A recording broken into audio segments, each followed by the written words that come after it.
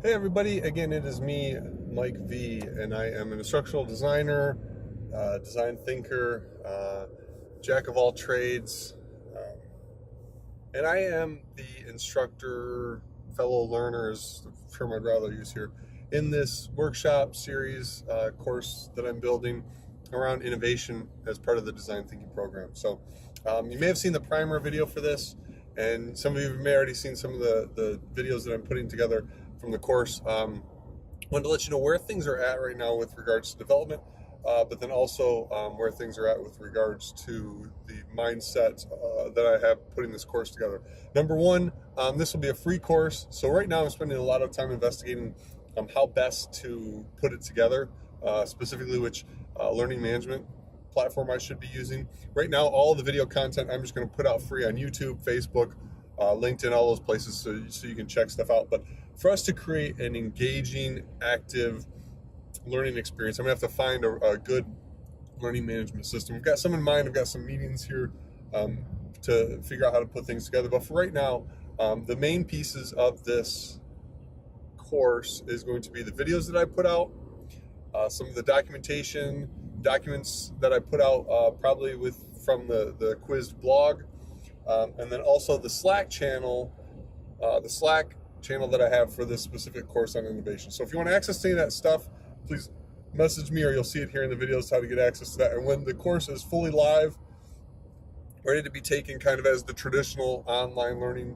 course, we'll definitely let everybody know throughout all of the social media channels, the Patreon, all that kind of good stuff. So please follow, subscribe, do whatever it is that you want to do there to stay up to date on this. So the way that I'm mindset for putting this together is going to a couple fundamental things that I feel about education. Number one, you as the learner are going to get out of this what you put into it.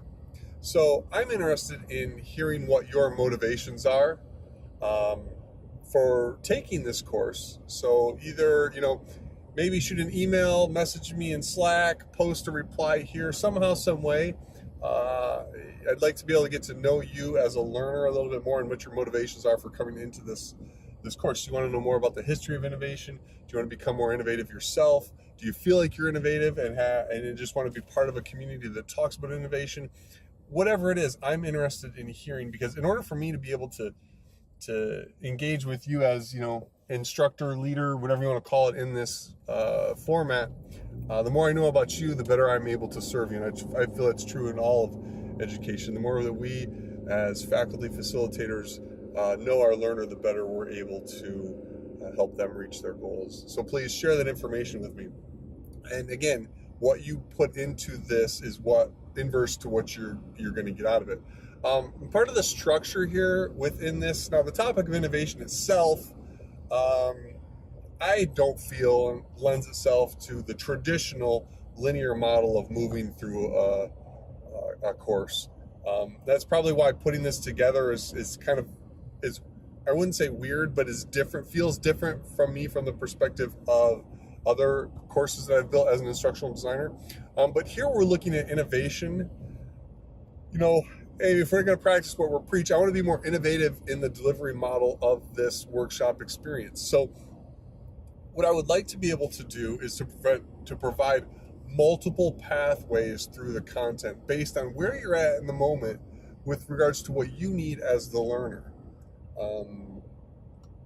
And how I arrange that, I'm going to draw a map. It'll be like a big, remember Legend of Zelda or any of those gamers out there, right? A big, huge map of kind of how things can get together, but really in such a way where almost every single room is connected to itself, so that we can create like this journey and multiple perceptions, multiple pathways, multiple ways for you as the learner to experience this course, this workshop, based on your immediate needs, right? That's the beautiful thing about having something that is asynchronous here, and that you aren't required to be in the same spot at the same time as somebody else. But what's amazing about that is if we can use some synchronous things, like we'll do some meetups and things like that online, where I'll invite everybody enrolled in the course to meet and have a chat.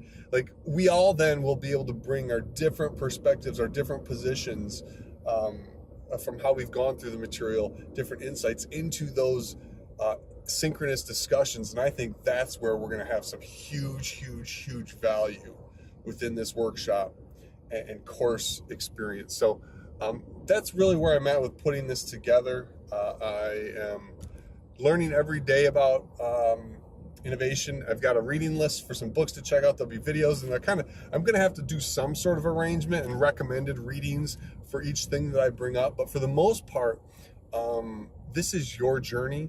This is your learning experience. I'm trying to design this in such a way so that it feels like, you're on an adventure here with people who are supporting you in whichever way that you choose to pursue learning more about innovation. I don't think that learning should necessarily be always prescriptive. I believe that we have a starting point, we have an ending point, and the best learning comes from, the individual's choices and decisions and paths that they take to get to that end goal of just learning something, anything, especially when we're here talking about something such an exciting and varied topic as innovation. So hope that helps to clear things up.